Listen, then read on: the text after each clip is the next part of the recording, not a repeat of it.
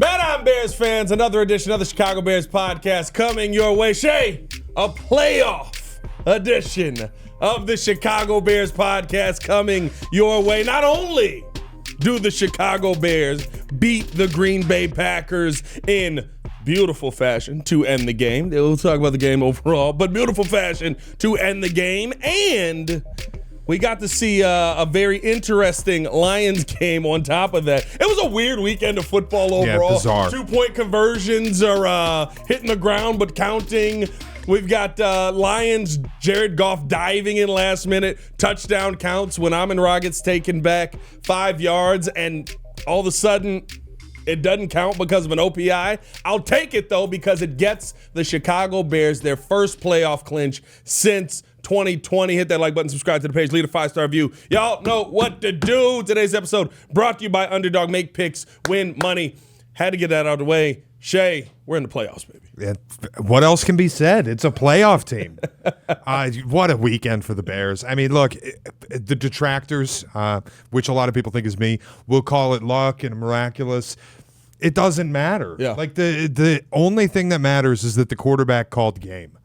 And the result of your weekend was Caleb calls game, and then you clinch a spot in the playoffs. Nothing else matters. Now go handle your business, no matter how it looks. If you beat San Francisco, you will clinch no worse than the 2 seed in the playoffs. Yeah. It's an undeniably successful season. It's a great season, and I think there's so much that has led up to it. I love the fact that you get here, and I think yesterday was very indicative of how good this coaching staff is. Yet again, you get here because of a Jahdae Walker, the 54th, 55th, 56th guy on the roster, touchdown catch that sends you to overtime. You get here because your young quarterback has developed enough to be able to go ball game. DJ Moore, we've been running this play all week. Let's hit it in a real game situation now. He drops it right in the bucket. Like, there's so much excitement around this season, but the biggest thing, the weekend, the playoffs, beating the Packers, you feel like there's nothing better. My biggest thing is, Shea, I don't even think they're where they want to be yet. And that's the most exciting part about this. This isn't your Super Bowl windows wide open. Maybe you go through the playoffs, you put yourself in a great position, you sneak a NFC title game in there. Maybe you get further than that. I'm not even, whatever it is at this point, it's, as you said, gravy on top. Yeah, of course. But it feels like when you're 16 and you're trying to sneak in to see your girlfriend, and you sneak in through the crack in the window. Doesn't feel like the window's wide open and you're confident right now. I don't even know if that's fair anymore. I mean, you could. Is the window wide open for you, Shea? I'm not going to say it isn't. It's just, I don't know. It's kind of it's a weird year in the NFL where 2-point conversions get called touchdowns. Or no, it's get called good when they're incomplete. It's the best way to put this. I can't sit here and say that I don't believe you can win a Super Bowl. So I can't sit here and say that the window's just cracked open. Yeah. I still wouldn't pick it. Yeah, I do like the Rams are better on paper. You don't play defense anywhere close to as well as the Seahawks do. No, Seahawks are balling. So I wouldn't pick it. But also, you kind of just become this team that finds ways to win games, and they're always in it to the point that they have an opportunity at the end, and they have a quarterback who time and again proves in the fourth quarter of a close game he's going to make the play that you need him to make. Yeah. Do I think it's quote-unquote sustainable? No. You're the only team in the Super Bowl era to win 6 games in which you were trailing in the final 2 minutes. No, I don't think that's the way to live. And eventually you keep touching the hot stove, you're going to get burned. Yeah. One time you will get burned. It might not happen to you until the NFC title. It might not happen until the Super Bowl. And as I said we had a caller a couple weeks ago who's like, boy, this defense and this pass rush, it's going to burn us in the NFC Championship game if we're playing the Rams. And I'm like, I need you to go back and say that again. If you get burned by your defense in the NFC Championship game, it's a good year. I ain't going to give a fuck, dude. You're in the NFC Championship game. You know what I mean? Like, we're at a point now where how you get there doesn't matter. You won 5 games a year ago. How you win these games doesn't matter. Yeah. It doesn't matter. Yeah, you needed an onside kick, which is an impossibility. But you know what this team does? They take the impossible and they make it possible every week. So who am I to sit here and go, you can't keep forcing takeaways. Here's 3 more. Like, you can't keep winning these games in the final 2 minutes. Do it again. Yeah. Force an overtime. You're down 10 with 2 minutes to go. You have no shot of winning that game. The Bears win it. This is what they've been all year. Yeah. There's no point in resisting it anymore, saying that it can't happen. Like, why? So that I can be the smart football person? This season could end in the wild card round as easily as it could end in Santa Clara in February. One way or another. I have no idea. Yeah. But you just, at this point, you're in the car, you don't have a seatbelt on, and yeah, you might get thrown through the windshield, but also we just might not crash. That's really what it feels like. And I think the Bears-Packers game this Sunday was so indicative of everything we've seen this season, because it was just, you were confused for 3 quarters because it just didn't look like the team that we've seen. Bad. Like, I thought that. I mean, dude, I was ready to do an angry show today. Oh, man, 100%. 2 minutes left in that game. I'm like, the cherry on top was how awful everything looked until the end of the fourth quarter, and then not getting the field goal off ahead of the 2-minute warning, and going, we can't. Can we do anything right? Yeah. And then you recover the onside kick, and I texted you, and I'm like, dude, we can't even deny that this is the luckiest season ever, but who gives a fuck? You know what I mean? It was a lot of like, I thought that there were just, the team wasn't on point enough. I thought Ben Johnson was off. I know a lot of people, we had Jake Santos on the post-game show, and he was kind of talking about, because you were down, it felt like you had to throw the football to try and get back in this game. I didn't feel that way, just because I felt like it's a 6-point game. Like, do your identity. You've run the football through their face. Literally every time the Bears turned around and just handed the ball to Swift or Monangai, not a pitch play, not trying to get fancy, not trying to snap it to Monangai between Cole Kmet's legs. They got 5 yards or more. And I felt like there was never a moment where Ben Johnson was like, that's what we need to trust to get the top back on our side, the time of possession. Like, it was one of those things that I thought Ben Johnson, that was probably his worst coached game. Yeah, it was bad. Until the fourth quarter. And then all of a sudden it was like, okay, and maybe it was him taking chances and feeling like, okay, we've always got time. But when that touchdown hit, I was concerned that, like, you ran out of time. You waited too long. You gambled too long. And then you just started handing it to Swift and Monangai, and they just decided, oh, we're just going to run through everyone's face for 6, 7, 8 yards every single time, and then we just need Caleb Williams to be accurate on a couple of passes. It turned into exactly what the Bears have been all year, and I was surprised that we didn't see that more in this game. But I do feel good that you kind of have that thing you can always lean on and go back to when you get in a pinch. No, it's just the reality of a team. It's not going to give up or quit or any. Like, if this game's close enough to be won in the fourth quarter, you don't want to beat the Bears' opponent. Yeah. Because the football gods have kissed this team on the mouth, and they will take advantage of all the opportunities given to them. It's just the way it feels. That puts pressure on the other team, dog. Like, 100%. Romeo Doubs was like, I have to catch this ball or they have a chance. Yeah. And those moments, that pressure, all of a sudden, a guy who catches a improbable touchdown all of a sudden is struggling to get a easy onside kick that bounced directly to him. It's easy to say that the onside kick is lucky too, but like, yeah, it is to an extent. They only convert 8% ever since the rule change where you have to declare. Like, it doesn't happen. But I can't do anything about Romeo Doubs getting folded in half. Yeah. I can't do anything about him letting the ball bounce off his chest. You had to be in a position to make a good kick and execute and recover, and they did. So is it lucky? Sure, but also it's a team that consistently puts themselves in a position where the luck will win them a game. And they can take advantage of it. Yeah, I think it comes down more to execution in big spots at this point, and they're showing us who they are. They'll gut it out. I don't know when this ends, but you just, as a fan, you just enjoy the ride. It's awesome. I would bet you there's a lot of teams that just saw the Bears qualify for the playoffs that went, That's the team I didn't want to play. Well, because of that. Like, you don't want to play. You want to play the team that's willing to give up. You don't want to play the team that when minute 58 hit goes, we got a shot. I'll tell you the bigger problem is because there are teams like in this playoffs I don't think anybody wants to play. I don't think anybody wants to see Houston's defense. No. That's at this point, defense. Nobody in the AFC is going to be licking their chops to see Jacksonville coming to town. Trevor Lawrence, hello. He might be. Listen, I tweeted this out. Y'all know I'm not a fan of him. I feel like he skated a lot of the slander that has been heaped on to quarterbacks that were taken after him and a guy like Caleb Williams who's in the same spot. I can't even hate on what he's doing this year. Like it's. Do you know he's QB4 in fantasy? That checks out. He had 6 touchdowns in one game. He's got the 4th best odds to win MVP.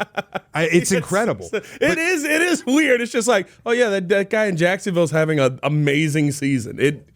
I'll give him his flowers. Maybe it took him 3 years to become what everybody said, but you sure gave him the 3 years of kind of living rent-free or living without any rent, I should say. Listen, if there's anything I learned in the past week from national talking heads, it's that if you're in Jacksonville, you escape both the slander and the praise. You get neither of them because in everyone's eyes, you just don't exist.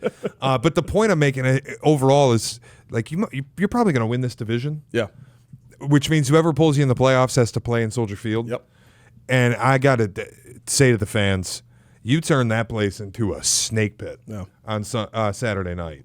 So whatever team has to look into going to Soldier Field in the wild card round or potentially the divisional if you secure the 1 seed, which is by no means out of play. No. Carolina playing some ball here. Like that's the other thing about this. They got Seattle this week. Like the other thing about this too is I think people look at like the 2022 Vikings, and for a long time the Bears felt like that with the negative point differential, but they're winning all these games. Well, all that stuff's out the window now because they've just won, and you've drilled Cleveland. Yeah, like doing that to a bad team is what good teams are supposed to do. Then you beat the Pack, and we're at a point where you've proven your mettle against enough teams. What you did to Philly. I don't need it to always look pretty. I just need you to survive. You've entered that part of the conversation. Yeah. Same deal like with Houston yesterday. Oh, you must think less of the Texans because they barely beat the Raiders. And I'm like, well, a Bears fan shouldn't be saying that because who else barely beat the Raiders? I'm like, when you get to that point and you have a seat at the table, all I need you to do is win the games. Yeah. It doesn't matter how it looks. It's the NFL. It's never going to be easy. But you look up at the standings and go, boy, a lot of miracles have come together, and they're going to maybe be the 1 seed. You stop with anything illegitimate about it. Yeah. You don't get the 1 seed by chance. You don't win the NFC North by chance. Like that what they're accomplishing proves this is all legitimate. Yeah. And I think too it's right, like it's an NFC North that for the most part this year, the games that you've played them, some of the losses they have are because of you, whether it's in the game or it's the game after. Shea, Bears' opponents 2-11-1 this season. Yeah, I know. The week after playing them. Week after playing the Bears. Like, the Bears have proven, if nothing else, and I think this is the embodiment of Chicago itself, they're going to outwork you. They're going to be the more physical team. That doesn't mean that the stats are going to look pretty. That doesn't mean all the numbers are going to be the best in the NFL. Caleb Williams' completion percentage wasn't phenomenal versus the Packers the other day, but he got you 2 of the biggest throws in that football game. Yep. You know what I mean? Like, I thought that, and I think this has been the conversation with this team all year, is when you go into a game, you're going to terrorize the team on the other side, whether it is, I would argue the Bears are maybe the best, if not the second best. Maybe I'd put the Texans of it when it becomes the physicality in a game. Like, you are beating teams down, and I think that plays into, we talk about fourth quarter magic. Have you seen some of these sidelines in the fourth quarter? One, some of them look like a mash unit, and I get it. You don't intentionally want to hurt anybody, but if you're playing football and you're playing this game and somebody gets hurt, tough cookies. I'm sorry Jordan Love put his head down when he got sacked. Like, don't be an idiot. Oh, well, he would have took a shot in the chin or maybe the chest. Austin Booker shouldn't lead with his helmet. You know what he wouldn't have been? He wouldn't have been out the game with a concussion. Yep. That's what he wouldn't have been. So he's an idiot. That's the bottom line on that. But I don't know if he's an idiot. You stick your head down, you're an idiot. I mean, like, hey, there's a helmet coming. Bink. Oh, now I'm out of the game. Like, to me, this is a team where I look at the sidelines in the fourth quarters and it's either a mash unit or they're just completely gassed because you've run them half to death. Now all of a sudden, all the passing lanes are opening up because guys are slowing down because they're tired. We saw that first Packers game. Everybody's on the sideline breathing heavy. Like, to me, that goes into why the Bears have been so good in these fourth quarters. And that is the identity that this team brings to every single week. And it affects teams the week after that. Yeah, it's the physicality. And I thought for three quarters they were the less physical team against Green Bay, which bothered me. Yeah. It also, look, if I had to give one minor criticism, the one thing that does worry me is you have this identity of toughness, and you prove it time and again with how effective the run game is, with the interior of the O-line moving bodies. Yeah. And you're getting north of 5.5 yards per carry. Ben Johnson doesn't have to be as cute as he gets. He sometimes. goes away from it too often for me a little bit. Like, it's just, we don't have to get into a high red zone possession and suddenly go pass. Yeah. Just keep leaning on it. Like Saturday, it was the first time really all year, but it's come up in spots. I thought back to that Detroit-Washington playoff game when you're getting 7.5 yards a pop, but you asked Jared Goff to throw the ball 50 times. Yeah. And you go, dude, just lean on your O-line. Lean on what your identity is. Yeah. It's toughness. It's physicality. Just run the football. I thought for three quarters it was like, wait, so you got down to the 1 yard line basically and then decided to run a trick play where you snap it through Cole Kmet's leg? Just line up and run the ball. In that moment, and I don't want him to not do it. That is what we praised him for, his creativity. Of course. He gets here on stumble bum, right? Like, of course. There's so much that I don't want him. I want Ben Johnson to take the advice that he gave to Caleb Williams. Keep the special, but you got to make the layups. Yeah. That was a layup. 4th and 1 wasn't a spot where I need to get all fancy. You know what I mean? Like, that was a layup. And I think that's the part for me where it's like, if you hit the layup, you've proven you can line up across from anybody and go, you know what we're running, we know what you're running, and we're going to see who gets to the other side. And more times than not, you're on the other side. Run the play, man. Run through a motherfucker's face. Yeah. Just run that play. That is Kyle Minogue. 4th and 1, just run that play. Like, it truly is, like, that's the moment for me where I do feel like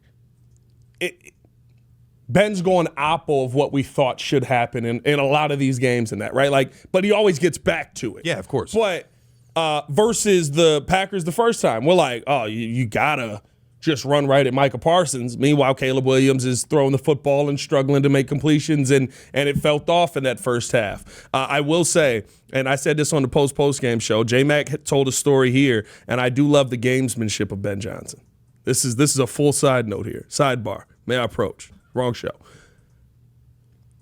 The heaters being off in the first half, J-Mac told us on the podcast that the Bears from Appleton, Wisconsin to Green Bay, the Packers' route that they took them on, took them an hour and a half to get to the game.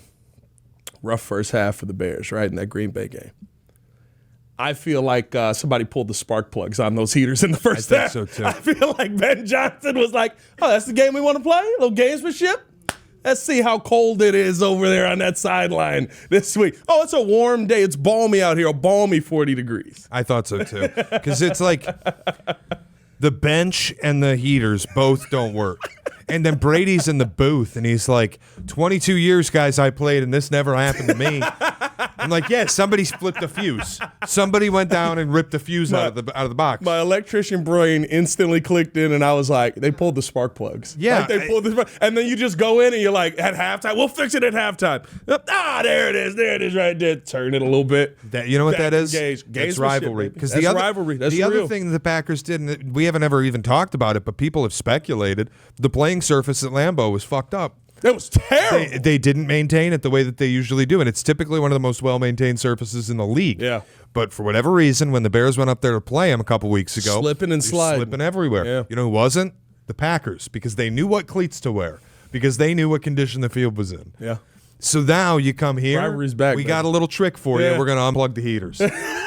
I swear, I can't confirm nor deny that, but I feel like if you get Ben in a room and you just ask him, he'll give you that smile. He'll give you that little like, nah, I don't know what you're talking about there, and then like walk away. Like that to me, I think it shows in the bigger picture of all of this, Bears making the playoffs, all of that. It shows that Ben understood every narrative coming into this game that happened, and he's paying attention to everything. And when he talks about going out there and saying we changed the narrative on not being able to win close games late, he's listening. He's paying attention to the Packers and the little games that they want to play when you go up to Lambeau. He's paying – I'll be real with you. He's probably paying attention to, because of how the game plan when they actually started getting the passes off dictated it, he's probably paying attention to DJ Moore taking a shot in the back that's clearly a cheap shot. Okay, Kayvon Nixon, we're going to put you in every bad position for the rest of this game. You're going to have a rough night. You were the hero the other day. Let's see who the villain is today. Like, I love that about this head coach and about this coaching staff, because you're seeing everything that we've seen for years, and you're saying this is how we improve it, and we got to go tenfold on that. Now, I need it to be like getting back to the combo we were having. The simple does have to be simple, but I do like the fact that Ben Johnson's like, I'm gonna embarrass you a little bit. You want to play with me? You want to play the little games and all that stuff? We're going to try to embarrass you here on this first drive. We're going to make you look real bad. We're going to try to we're going to make it real cold over there on that sideline, hour and a half drive. Grady Jarrett's asleep in the back of the bus. Like, I love that about this head coach. Yeah, look, he's awesome. And he's just a winner, man. Yeah. Everywhere he's won for 3 years in Detroit. Now he's here and he's winning. You can't deny it. He's a winner. Yeah. It's beautiful to see, and I think now the big thing is I love the fact that the importance on these last two games probably isn't gone. It isn't we qualified for the playoffs. Ben Johnson not only wants to win the North, I think he wants to win the North more so because of how things are looking in Detroit, because of how things are looking in Green Bay. This is a time where you can scare a lot of these teams and say, oh, the Bears are here and the Bears are here to stay. But also, you can win the NFC. Like, one slip up from the Seahawks and it's over. Yep. And I think that same pressure is on this Bears team. You can't slip up. We're not to a point yet where we can take our foot off of the gas going in. We haven't destroyed anybody. The teams you have destroyed, I guess, if you want to say the Steelers, you kind of handled them for the most part, and then the Browns. You know, that's kind of the two teams that you've handled here. But like, Philly. Yeah, Philly felt in control. I guess that one too. But I would bet you the mindset in that room is you ain't did it versus none of the teams that you're going to be seeing here in the playoffs. You haven't done it versus the Packers, who you might face again. Yeah. Like, that's the thing. Like, the season ended today, the Packers would be at Soldier Field for the wild card. Yes, 100%. And so I think that, to me, is you're still trying to build that, get it perfect to where you can say, we can put 35 on you, and this game will be over by halftime. Yeah, I think San Francisco's a litmus test for that. Yeah. Going on the road and you win this game, there will be nothing left to say. No hater out there could he have anything left to say if the Bears go and beat San Francisco, and it'll put them in play for the 1 seed. The other thing, too, is, look, Lions travel to Minnesota this week. They get Max Brosmer. That's probably an opportunity. I don't know. You can't say the Lions will win any game at this point. That defense is horrific. And banged up. I mean, it's hard, worse and worse. It's hard for me to say they won't beat Max Brosmer, who might be the worst quarterback I've ever seen play in my life watching NFL football. He's horrific. I don't know, bro. You seen Geno Smith? Geno Smith this year has been god-awful, bro. You take Brosmer, they win that game. The point is, they win that game. Yeah. Packers get the Ravens, and it's at Lambeau. Yeah. And the Ravens might be cooked product, too. But that's not a gimme for the Pack. Not after playing the Bears. I'd pick the Ravens, I mean. If the Packers lose and the Lions win, then you get the Lions in Week 18 with a chance to send them packing. They would still have their hopes alive, and you could eliminate them. And if you think Ben Johnson's not getting up for the shot to eliminate him. Yeah. That's the last storyline. The last thing that anybody can say about this season is the Lions put up 52 on you. That was rough. You thought they were going to play a little better. You thought the team was going to get up for their coach a little bit more in that game. They didn't. The Lions dropped you off, essentially. That's the final storyline to me of the season. And don't think that anyone's sitting out of that final game. Like, Ben Johnson is the guy who hears all of it, sees all of it, and is going to make sure that you have nothing left to say about this team heading into the playoffs. At a minimum, right, you know that they're going to play the Lions a lot harder. You have an opportunity to do something going into the playoffs that is impressive, possibly finishing this season 7-1 at home. Yeah, it's unbelievable how well they played at home. And I think that's why it's key. Win the division. Make sure you lock it up. You got to win one of your final 2 games to do that. So just lock up the NFC North, and you'll play your playoff game at home, at least in the wild card round. Again, if not throughout the playoffs. Yeah. I mean, listen, like Seattle is a team that also they play 60 minutes, but like, is it weird to say Seattle doesn't feel unbeatable? No, not at all. Like, Sam Darnold's that quarterback. You know what I mean? Like I really like. I felt like, and Sam Darnold balled out in that last game. He's got now the one win of 172 games ever where they've been trailing. What was it, by 10? Yeah. In the final 2 minutes, and he won the game. So like, you give him credit for that. Do you? But I kind of feel how you do, and he's balled this year. He stunk. He's balled this Pat, year. I'm going to be honest. I thought he stunk on Thursday night. I did too, until the final moments of the game. But like, I agree with you. The throw to Cup was incredible. Beautiful. Jaw dropping. Yeah. But until that point, I thought he was terrible. And his team carried him. I mean, they were down 30-16, and it's not like Darnold got on the field and just or 30-14. Yeah. Darnold got on the field and just bombed them. There was a punt return TD, followed up by a nice 2-point conversion. Then you get the touchdown. But then, no, I'm saying then you get the second score. And you get the 2-point conversion where it's like the most bizarre thing I've ever seen. I'm still not sure the pass was backwards, but apparently they saw inconclusive evidence. And just like Charbonnet picked the ball up. The pass was backwards. I will give it that. The pass was backwards.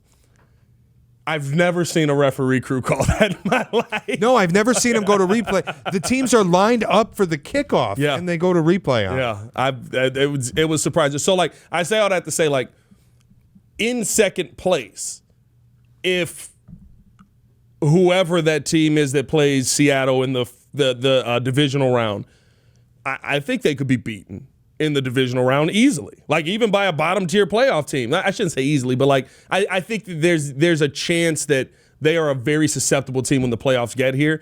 That could mean everything goes through Chicago to get through the NFC. Yeah. And so it is kind of maintain the spot you have, win as much as you can to finish out these last 2 games, because maybe you get the 1 seed, but don't view it if you don't as, oh man, we didn't get the 1 seed. Yeah, you got to play an extra game. Maybe that sucks. We've seen that work in benefit of some teams where that week off, all of a sudden you're not the same team when you come back. You feel more well-rested, but maybe you took the foot off the gas a little bit.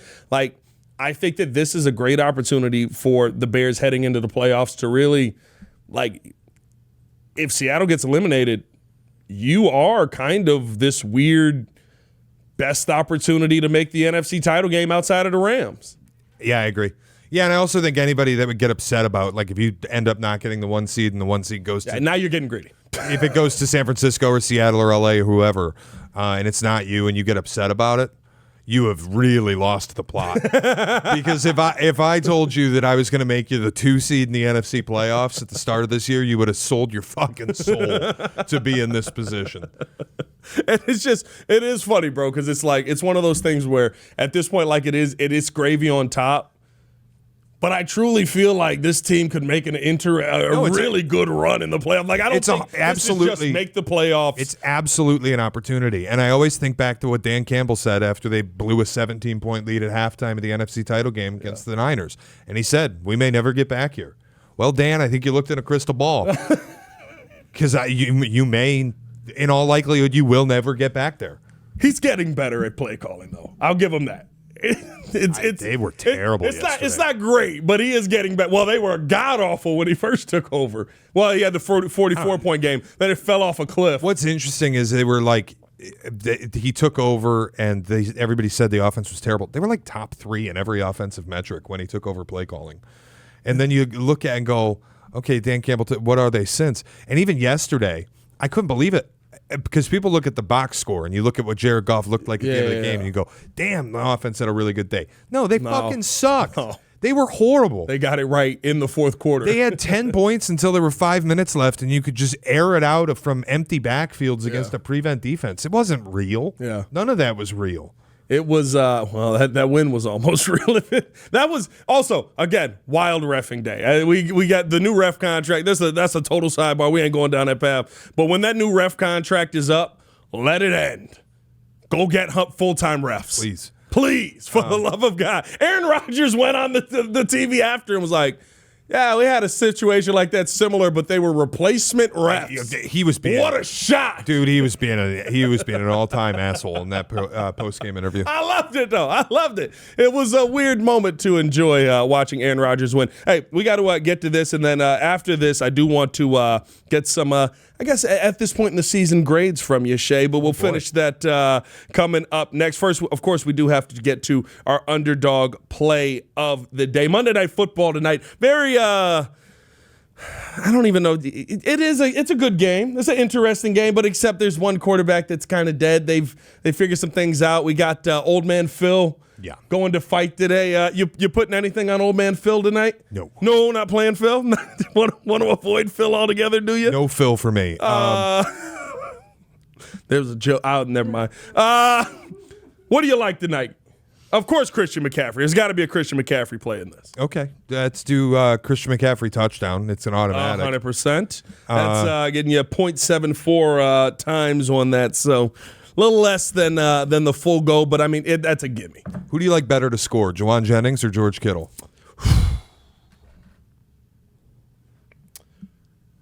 You know what? I think this is a Kittle game.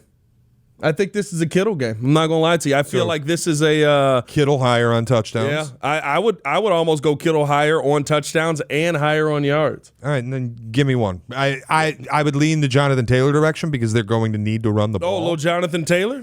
Yeah, their quarterback's 44 years rush old. Yards though? No, never. Nah, that number's way too big. That's a high. Now starts with a 9. I can't go higher. What I will say is, and he has not hit that. But this San Francisco run defense has become a little bit susceptible here. What can you give me for carries? Rush attempts, 22.5. That's a huge number. You know what it is? I think he ran at 24 last week. 22.5 is a massive 25 number. attempts last week. He also, versus Atlanta, ran it 32 times. Versus KC, Houston, and Jacksonville, 21, 21, and 16. The problem with doing Jonathan Taylor stuff is the book knows as well as we do that their quarterback is 44 years old and they need to lean on their run game, so the numbers are all enormous. Oh, yeah. I can't go higher on any of those, and I wouldn't go lower on Jonathan Taylor ever. How about then? Pass yards lower. I was going to say, do they have Phillip Rivers pass yards lower? Phillip 158.5. Lower. You like the lower on that? Yeah, I don't know if he's going to finish the game. I still think this whole thing is completely insane. You want to know what it is to me? Every time I see him, I'm just like, I've never been the Phillip Rivers is a Hall of Fame quarterback. I never have, just because, right, I don't think he's won enough playoff games. I don't feel like he's a Hall of Fame quarterback. But I don't think that takes away the level of talent. When you can walk on a field at 44 years old? Yeah. And still kind of look competent. Like, I'll be real with you. I saw Phillip Rivers play, and I was like, there's some bottom of the barrel quarterbacks. I'd take them over that are in the Geno. I'd take Phillip Rivers over Geno Smith. Kyle Shanahan said a 44-year-old quarterback's more dangerous than a 22-year-old quarterback. You expect less. Well, yeah, and mentally. And the cerebral. The rookie hasn't seen the game. Yeah. Rivers, it's going to be harder to fool him. I just talking clean trash again. I love that. Like, he's not shying away from it. He's Hall of Very good, and it's more about I'm pretty strict with how I feel the Hall of Fame should be. I think NFL is too. You got to have a Super Bowl. You got to have really 2 of the 3 or multiples of 1. Yeah. Super Bowl, All-Pro, MVP. He has 0. Never won a Super Bowl. He's never got an Never All-Pro? won an MVP. Never made an All-Pro team. That shocks me. The All-Pro one. Super Bowl, I mean, MVP, he never had a shot. He played with Peyton Manning and Tom Brady and Ben Roethlisberger. That's true. And, he got locked out. Yeah. And I get people that should, just because you played with those guys. But I do kind of believe if we're talking about the Hall of Fame, I need you to be one of the 4 or 5 best players of your position of your time. Yeah. No, I don't know. I feel like Justin Herbert followed his path perfectly. I feel like there's too many of those moments where all of my memories, and I know a couple of actual like diehard Chargers fans, not the plants that are in the stands, that they were like, I was like, all my memories of Phillip Rivers are like him throwing the football with an untimely interception. Yep. And they were like, I hate to tell you, those are a lot of our memories of Phillip Rivers as well. Yeah. And I kind of feel like Justin Herbert's the same guy. So his career is just, it's like he's a very good player. Yes. With a billion moments where you threw a back-breaking pick at the most inopportune time and went home. Does that mean that... Why am I blanking on Atlanta's quarterback through that time? Matt Ryan. I was thinking LaFleur because of Packers. Does that mean Matt Ryan's a Hall of Fame quarterback? No. I said... Got an MVP, right? He's Didn't probably he get got an MVP that year? He's probably got Went to a Super Bowl and has a lot of numbers. Matt Ryan has a lot of passing yards and touchdowns. The problem with passing yards, people are going to have to start to look at this differently because it's the problem with passing yards is era you played in. Yeah. Where like all of these guys are going to end up being top 30 in passing yards because the guys before them just didn't throw the ball. 100%. Yeah. Matt Ryan's got one All-Pro, one MVP. They came in the same year. He's got it. He's not an MVP. I would. Yeah, He's Hall of Very Good. Hall of Very Good. But no, listen, Shea, those three right there, unless we want to add somebody else to the mix, you got Christian McCaffrey, you got George Kittle, you got Phillip Rivers on there. McCaffrey, anytime touchdown. Kittle, anytime touchdown. And Rivers lower on his 158.5 passing yards. You had a 50% profit boost to that. You know what that makes you? $20 pays you $128 today. Not bad. It's not a bad day. That's a nice little dinner. It's a nice dinner for you. Hey, man, make sure that you guys stay tapped in with everything at Underdog. Download the app today. Sign up with the promo code CBP to score $75 in bonus entries when you play your first $5. That's promo code CBP. Underdog, make picks, win money. Cue the disclaimer. Must be 18 years or older, 19 or older in Alabama and Nebraska, 19 or older in Colorado for some games, 21 or over in Arizona, Massachusetts, and Virginia, and present in a state where Underdog Fantasy operates. Terms apply. See assets.underdogfantasy.com/web/play and get terms _DFS_.html for details. Offer not valid in Maryland, Michigan, New Jersey, New York, Ohio, and Pennsylvania. Concerned with your play? Call 1-800-GAMBLER or visit www.ncpgambling.org. In New York, call the 24/7 Hope line at 1-877-8-HOPE-NY or text HOPE-NY or text HOPE-NY 467-369. Your roof's got more layers than the Conspiracy Podcast. Is that a sandwich wrapper? Ah, yes. Vintage 1988. It really builds character. Avondale Roofing. Inspect smarter, dig deeper, and get to the core of your roof's health. Welcome back into the Chicago Bears podcast. Pat the Designer, Shea Norling in the building. Shea, I want to get some grades here from you. Where the Bears are at in this season, I think that there is no higher than beating the Packers. I know there's 2 games left, and if you go out there and you win those games, you feel great. But there's no higher high than where you're at right now. You just clinched the playoffs as well. Would probably we'll grade differently then. All A's. You know what I mean? Like, that is the highest high. But I'm saying where we're at in this season right now. Is there anything on this team right now, based off of where we were last year, that you were giving less than a B? Oh, yeah. Nothing on offense. Offensively, I think it's A+ all around. Yeah. Maybe in Caleb's case, an A, just because I'm still a little bugged by the completion percentage, but I'm also hitting a point where I just don't care. If the Ben Johnson doesn't either. I think that's the funny part about it. If the incompletions are going to come at the expense of sacks, then I'm fine with it. Yeah. You know what I mean? Like, if that's the trade-off that I have to make, whatever, it is what it is. Defensive line is not going to get better than like a D+ from me. It just is what it is. Yeah. And you're not going to fix it, and the takeaways have really hit how bad it is. But I think before the takeaways started coming against Green Bay, you saw, like, Malik Willis is running all over you. You saw how bad that D-line is. Bro, they are struggling. I think the defense as a whole does not do well with an extremely mobile quarterback that has enough of an arm to beat you. Yeah. Like, because I think we did pretty well with a Jaden Daniels. But to me, like, the quarterback that, like, he can throw enough to get a pass in there that beats you, but he's mostly an athlete, that's the one we've struggled with. Tyler Huntley cooks us. Malik Willis cooks us. You know what I mean? Like, those are the ones where it's like, this doesn't make sense. But Then you kind of see the run game numbers, and you go, well, maybe it does. Yeah. Yeah, it's just defensively, it's going to be hard for me to give great grade. Now, on the whole, like a comprehensive defensive grade, I got to credit you for the takeaways. Yeah. I think the emergence of guys like Nashawn Wright amid injury, it's incredible. Dennis Allen, I think, has done a great job of coordinating this to the best of his ability. It's just the defensive line that I look at and I go, it's not good. But it's also, that's a next offseason issue, not a right now issue. I can't fix it. You can't. So just keep taking the ball away and we're good. Overall, defense gets probably a B+ from me. Unless you wanted to go, and I don't think it'd be a fix, but there was a Miami pass rusher that was released. You in on why can't I think of his name now? I don't even it's know not a who good you're name day. Oh, yeah. There was a Matthew Judon that was released. They worked him out, didn't they, the Bears? They worked him out before the season started. And I think the number – because remember, Ryan Poles was very high on him, wanted to trade for him in Hard Knocks, didn't end up going. He goes to Atlanta. It worked out for the better for the Bears. I asked Yurko this. He was like, he hasn't made an impact this season. I feel like, though, you have had guys that get signed that weren't making an impact to get the job. C.J. Gardner-Johnson was horrible in Houston, and then you signed him and you saved him. So I don't think that matters. What I would say is this. I think it's a complete lottery ticket. 100%. You're buying a scratch off at the gas station. Yes. It's as likely to come up nothing as it is to come up. It's actually infinitely more likely to come up nothing as it is to be a jackpot. But you have nothing. Yeah. So what? At least like you can't win if you don't play.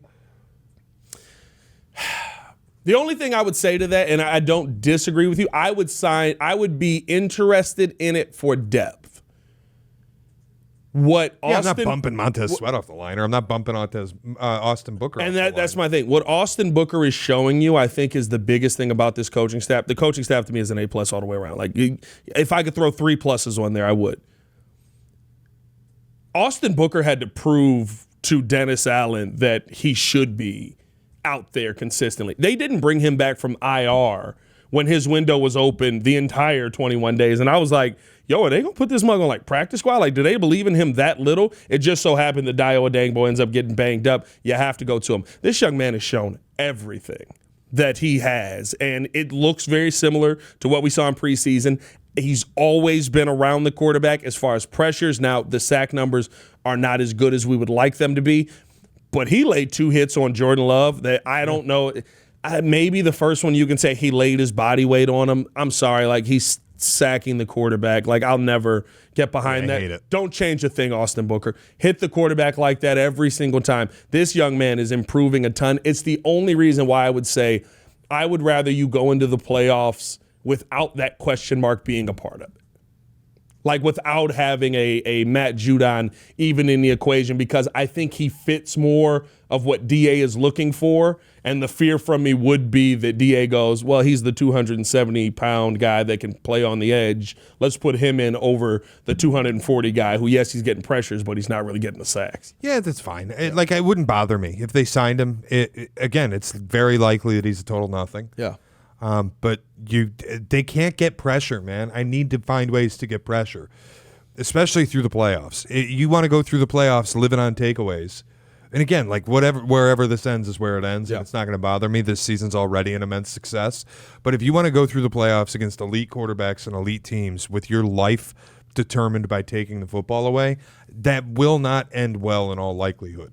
But if you can just find Matthew Judon off the scrap heap and the result is you found gold and he's generating pressure, then I kind of believe you can get through this and maybe find yourself in Santa Clara in February. It'll be that would be an interesting signing all the way around. I think it's one to keep an eye on. The league seems like it's nobody's jumping to go get Matt Judon. No, but a lot of these teams don't have the pressure issue that the Bears have. That's and true. I just think like there's no reason not to do it. Yeah. You're going to be playing in January. You might as well take every opportunity you can to make your defensive line as good as possible. Take a chance to go get somebody that could help you this season because, like you said, it's something that's not going to be fixed until the offseason. We talk about that. I asked you earlier in the season where you were at on Ryan Poles. Do you feel like this is a fully successful season for Ryan Poles with the offseason that he had? You said it's too early to see, and you wouldn't give him the success just yet. Where are you sitting on that right now? This is his first year that's just a firm win. So many of the rookies have hit. Yeah. Look, Trapillo, the start of the year, it was weird where he Yeah. couldn't find his way on the field. Now that he's kind of been forced into duty, it's another guy that you've seen play incredibly. So Trapillo's a hit. Obviously, Colston Loveland's a hit. He's been great. And it's same thing. Like early in the year, you wondered, where is this guy? Yeah. Now he's really been forced into action, and it's working out. You go and find C.J. Gardner-Johnson off the scrap heap, and you rehab him. That's a win for Ryan Poles. It's just all over the place. And I thought trade deadline-wise, like a lot of people might look back now and go, damn, dude, look where we are. It would have been great if you had a pass rusher. Right Yeah, now. what if 100%. we had added Jalen Phillips? Yeah. Like, it's easy to look back and say that, but you have to operate with the context of when the trade deadline happened. And I think it was smart by Ryan Poles to not push in his chips. Because you look at a team like Washington that went after Marshawn Lattimore last year. Yeah. And went after Zach Ertz. They got old real fast. They became the oldest team in football. Yeah. And now you look at them with their quarterback suffering a few injuries where I've never bought that Jaden Daniels is going to stay super healthy with his body, the frame he has. His body type, yeah. You start looking at it and go, they might have ended their contention window before it even started. Yeah. But in the Bears case, yeah, if you had Jalen Phillips, would I like your chances of winning a Super Bowl more this year? Of course I would. But I would also probably feel less good about what it looks like in 2026 and 2027 because of the cost. Now I got all my draft capital, and I get to throw all these draft picks at a team that just may finish 13-4. Yeah. And coming off of a season where it feels like you have a coaching staff in place, because the GM's job is to get the guys his coaches need and his coaches want. A coaching staff in place that what they need and what they want actually helps you win football games, not just a nice piece. And I think you could say that for most of the draft. And I'll be real with you. I was never a big fan of the Ruben Hippolyte pick. When it was made, I was like, this dude can't cover. Like, I don't know what to tell you. Like, it looks real bad in college. Like, he doesn't look good. But now I can't say that it's going to be a bad pick because DeMarco Jackson spent 4 years with Dennis Allen, and all of a sudden he's able to go out there and win NFC Defensive Player of the week. So maybe it's just it's going to take a little bit more time with a guy like Ruben Hippolyte. They want the intangibles. I think the one thing, though, that you got to feel great about if you're Ryan Poles right now, you have two wide receivers that both have more touchdowns than the Packers' number one or first round pick, I should say. Matthew Golden. Matthew Golden is not it. Now he doesn't get the targets. I told you when they picked him too, I didn't get it. I thought it was silly. It's another wide receiver too. It made no sense to not go after Luther Burden. He's not good. I was shocked when the Bears got Luther Burden. I was more shocked when the Packers didn't take Luther Burden. Yeah. No, I think, look, I'm never, until it's fixed, I'm never going to be happy with the way that Ryan Poles has addressed the defensive line. Yeah. I'm never going to be. Yeah. And you spent a lot of money on it. It's not like you were like, oh, let's go cheap here. Like, right. It's a very expensive defensive line. You spent through the nose on Dio. You spent through the nose on Montez Sweat. You then spent more on Grady Jarrett. Yeah. Like it's the fifth most expensive defense in football, in large part because of what you spent up front. And the result is not good. But Sweat has put together a nice run here at the end of the year. So that's huge. And then you've put yourself really into a situation where I know you need help in the secondary a little bit. You probably got to find some Kyler Gordon and Jaquan Brisker insurance. Yeah. But if you go through this draft and you just go first pick edge rusher, second pick edge rusher, third pick edge rusher, fourth pick edge rusher, I wouldn't even care. Just throw Fifth darts pick at the punter. board, man. Son of One of these is going to work. Like that is so. This is an undeniable win for him and the organization and for Ben Johnson. It's been an incredible year. Yeah, to me, I give him all the credit in the world. I think there's I think one thing we have learned is there was more talent on this team than maybe what we thought with some of these people. Like, listen, I thought Darnell Wright was talented. I thought All-Pro was probably not going to happen. No, he's been incredible. Now I'm like, oh, like he's going to have multiple All-Pros because of the job that Dan Richard has done with this offensive line. Like, I thought Jonah Jackson, he didn't look great on the right side. The development that Jonah Jackson's had on the right side, Jonah Jackson's leading the way, just barreling through people. And he's sitting there, he's like, it's something me and Ben have been running on the other side for years now, being together, and he understands the system like the back of his hand. Beginning of the season, we're like, Drew Dahlman, buddy, you got to stand in there and snap and block. Like, what happened? Like, the development that they've gone through, it's almost one of those things that makes me go, I hate how the Dio experiment is started, but maybe this is a wait and see approach because of how young he is. He's the one. No, Dalman. It's looked horrible. Like I'm not going. I can't say any bit of it. There was not a moment outside of maybe the first game where you went, "Wow, this is going to work." At least Drew Dalman and Jonah Jackson were both good players. Yes. And I always said early in the year when people were like, this is terrible, these guys just need time together. Yeah. It's like learning a new language. You're playing interior offensive line in the NFL. You haven't been in the same system. It's 3 new pieces, 4 new pieces really when you include left tackle. They just need time. And as time went on, they've developed into being the best offensive line in football. Yeah. Dio is not a good player. He's never been a good player. He wasn't a good player here when he was healthy. Yeah. He wasn't a good player with the Colts. Yeah. He's not good. So it's not going to happen for him. You don't think there's any development that can happen? No. That's the one thing. Like for all the good, you can't go into the offseason and not address it in the draft. I guarantee. I don't want to think about Dio Dengbo anymore because for all the good things that Ryan Poles did, that's the one that I'm like, why did you ever do that? Yeah. That was one where it was like you were looking. You know how you can make numbers say anything. I was looking deep into the numbers. I was like, well, listen, buddy, look at his third down run stop percentage. This guy, he constantly creates pressure when he gets into 4th and 2 situations. I was looking at very specific numbers to try and make some sense of Dio. No. No. Hey, man, we appreciate you coming to the next show. Love as always. Hey, we're in the playoffs, man. I'm not going to end on the negative there. We're in the playoffs. I don't want to either. I'm very excited about what this team can be. We don't have to worry about Dio Dengbo on this defensive line, at least for the rest of this season. Hopefully he has a bounce-back season next year and is able to go out there and ball out. But you're going to have to fix some of those things. Dang it, Jay. I'm trying to make it better. We are trading up. We are trading up for David Bailey. Texas Tech legend. We are trading up for David Bailey. Hey, David. Or we're getting the kid from A&M, Cassius Howell. I wouldn't be mad at old boy from Illinois either. But like, there's end the pot. Wrap it up. You like him. You like him. Wrap it up. What's his name? Gase? Hey, Eric, look at my face. This is my surprise face that Pat wouldn't mind the guy from Illinois. How dare I like Illinois? First off, Illinois has put some dogs in this NFL over the last couple of years. We're not disrespecting Illinois football out here. All right, y'all stay safe about this. Witherspoon? Is that in the corner? Yeah. Devin Witherspoon? Dog.